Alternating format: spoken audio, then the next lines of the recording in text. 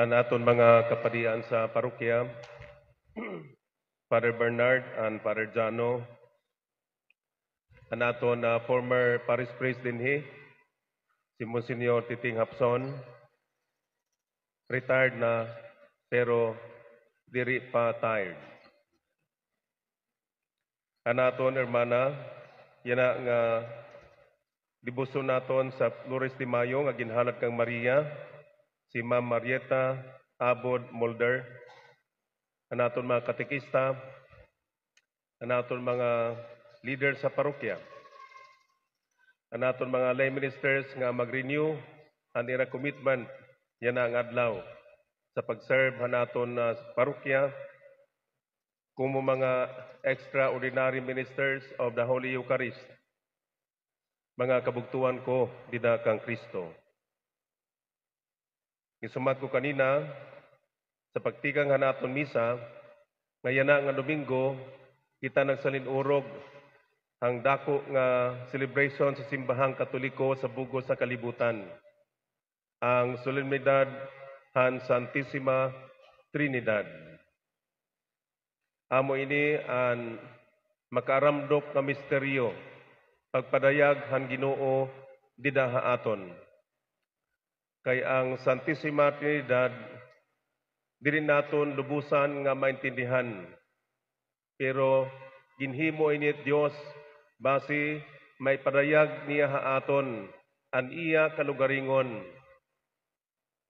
ug may pakita an iya gugma sa misteryo hindi maintindihan nga pamaagi. Kayang Ginoo usala pero katilingban sa mga persona, Amay, Anak ug Espiritu Santo.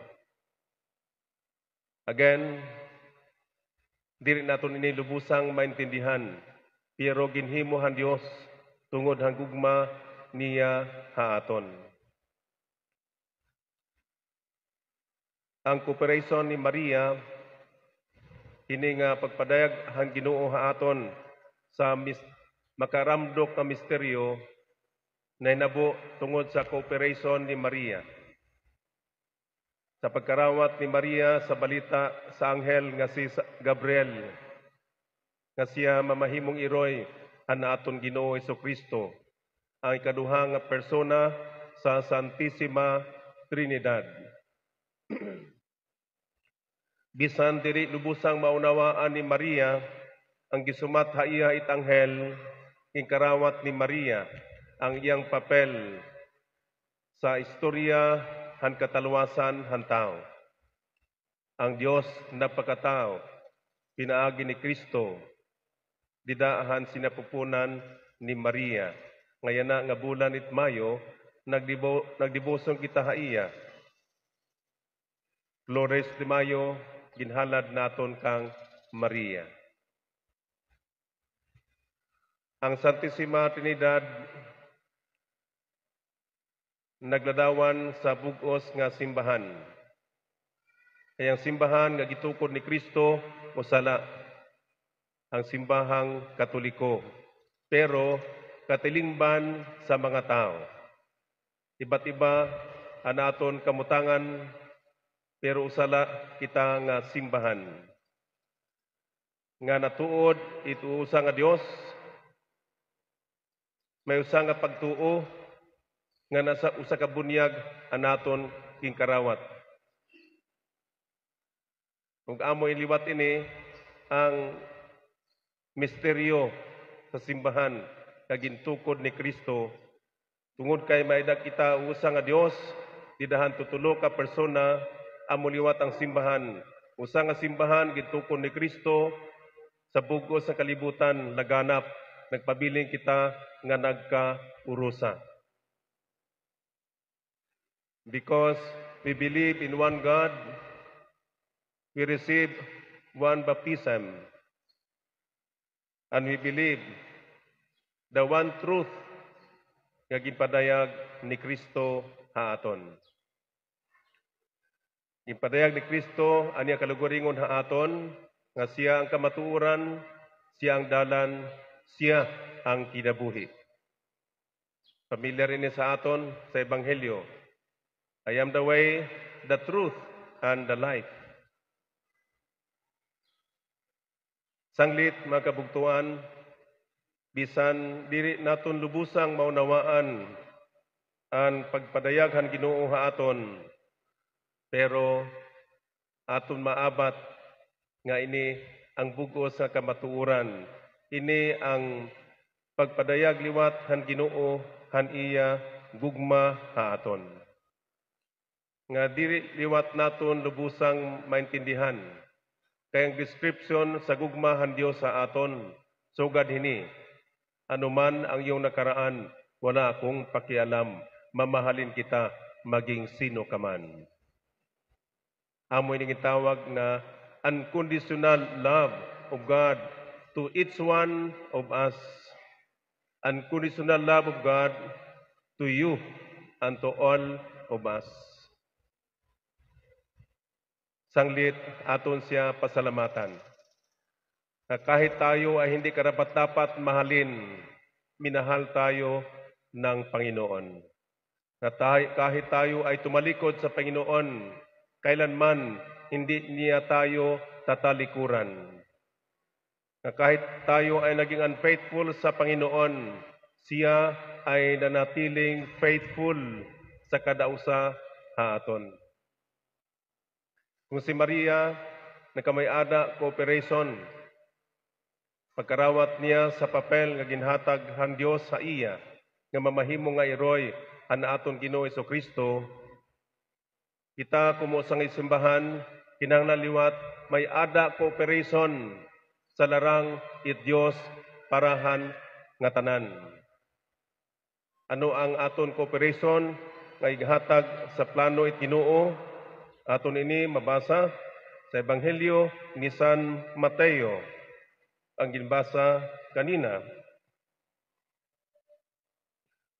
Nga nasiring, si Jesus iginhatag haakon ang nga tanan nga gahom, halangit ug hantuna. Sanglit, pakadto kamo. Si Jesus ang nagsiring, pakadto kamo, hangatanan nga mga katawhan sa bug-os nga kalibutan, ngan himuan niyo hira nga akon mga tinun-an. Pakadto kamo. So karon singon, kumo mga binunyagan, kumo mga membro natong simbahan, ang atong cooperation sa larang it Dios para ang katalwasan ng tao, kita makadto. Basi pagpasangyaw ang maupay nga sumat han katalwasan. Misyon naton ini kumo sa nga simbahan. Dili na sa pipira nga mga binunyagan kundi kita nga tanan nga mga binunyagan. Pakadto kamo ang tanan nga katawhan sa bug-os nga kalibutan.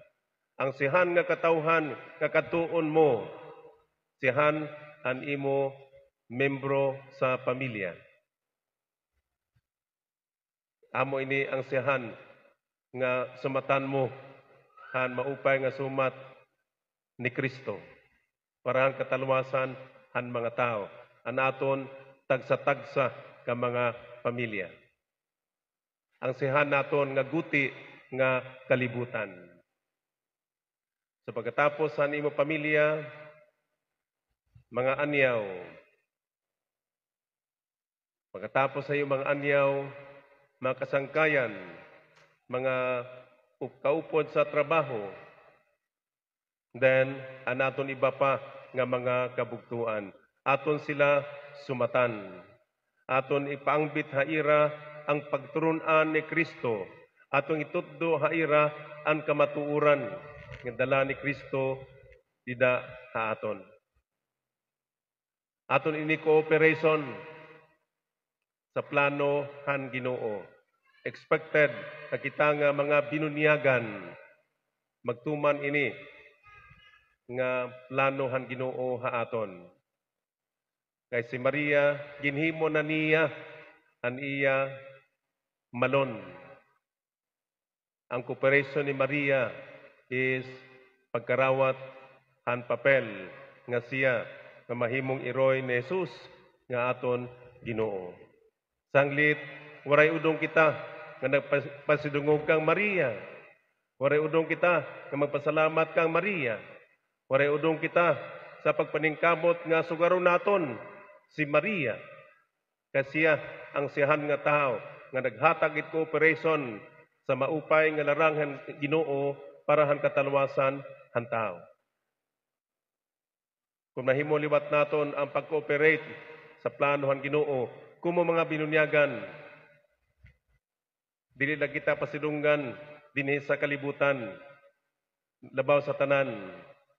Dayawon kita han Ginoo, pagkadto han iya ginhadian, pagkatapos sa naton kinabuhi dinhi sa igbaw it kalibutan. Buligan kunta kita sa mga pagampo ni Maria ang naton iroy. Ngayon na nga bulan sa Mayo, aton ginhalad ha iya ang mga bukad. Tigaman hanatong gugma, debosyon, pagpasalamat nga da ha iya.